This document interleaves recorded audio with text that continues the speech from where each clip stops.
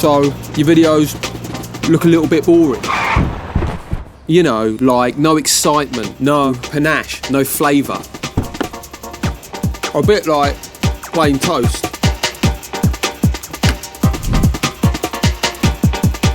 Oh yeah, it's time. It's time to spread some marmalade on it. Nice and thick. Paddington, oh my! Marmalade so elite it would force Gordon Ramsay to dip his bollocks into a piping hot pot noodle just to reach the same levels of ecstasy. So come with me, lovely people of the internet, and I'll show you how you can make your shots look like they belong in the cinema and not just content clogging up the internet.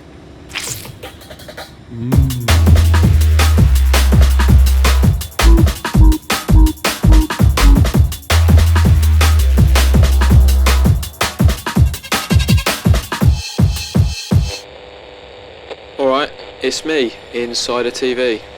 Yeah, why not?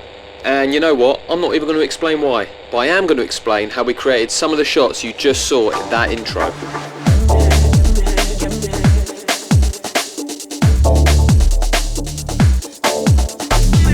Yeah, suction cups, they're alright, you know, it means you can attach your camera to cars, for example, which is what we wanted to do. Now, if you've ever used them before, they do take a bit of time to set up and can be a bit of a faff, so allow yourself at least half an hour to get them set up.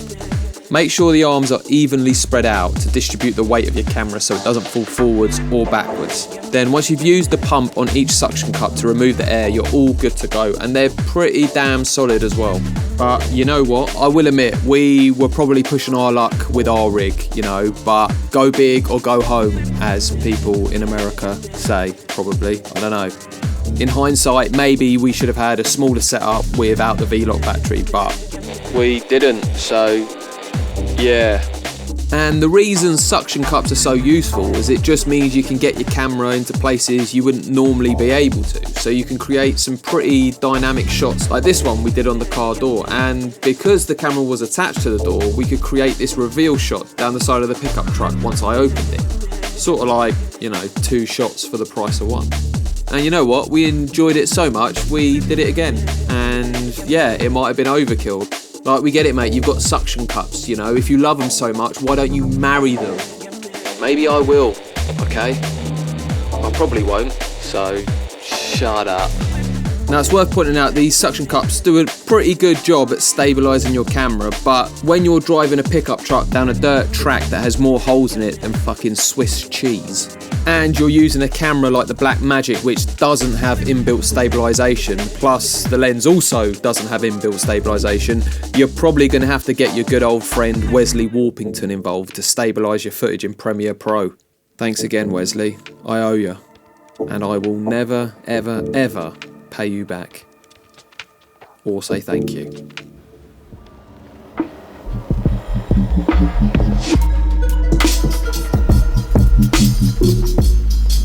Alright, now I think would be a good time to mention locations. I would say the first thing you want to do before you even lay your hands on a camera is sort out a decent location. Don't cut corners on this, honestly. A good location goes such a long way to adding that cinema quality most of us want. And I think framing, camera movement, even colour grading is only as good as the location it all happens in. And a lot of time you can get access to quality locations just by asking, like we did for this boatyard. We just gave them a bell, asked the question, and they said yes, because they're lovely people. So yeah, location should always be the first thing that pops into your melon when you're planning your video.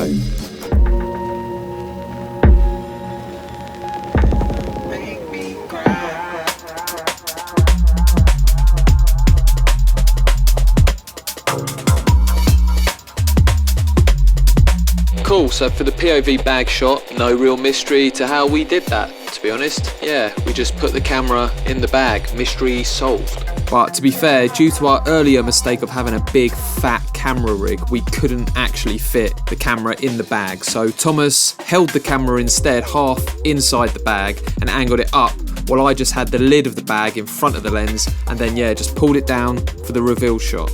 Now the close-up shots and the spin shots of the jar of marmalade has a little bit more mystery about it.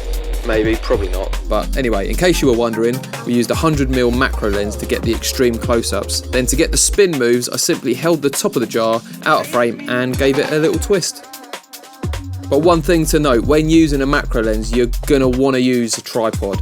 Any slight movement with the camera causes earthquake levels of vibrations, so yeah, tripod is a must. But let me tell you, yeah, these visual delights aren't the only thing to give your video that cinema quality. A good soundtrack can go a long way to make your videos Oscar worthy, which is why I've been using Epidemic Sound. Trust me, they're the ultimate soundtracking partner for every type of creator out there. No restrictions, no time wasting, just pure audio euphoria for your ears. Plus, their external track referencing search tool means it's never been easier to find the perfect track for your video. So if you like the sound of this, click the link in the description to get 30 days free plus 2 months at a 50% discount when using the code below.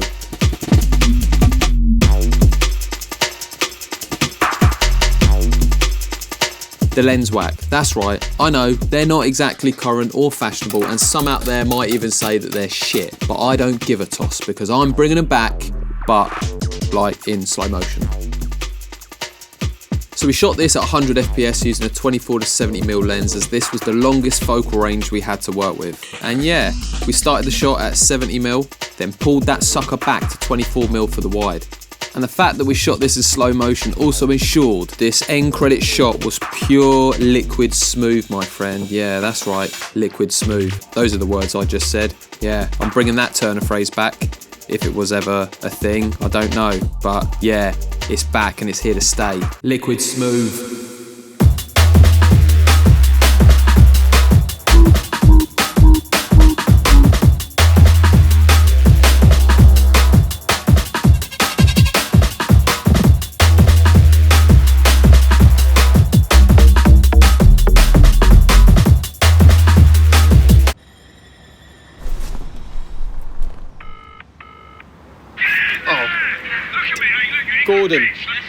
Gordon, mate, just shut up for 1 minute, all right? Stop screaming and yelling at that fucking creme brulee or whatever it is you're doing down there. And listen, I've got some marmalade.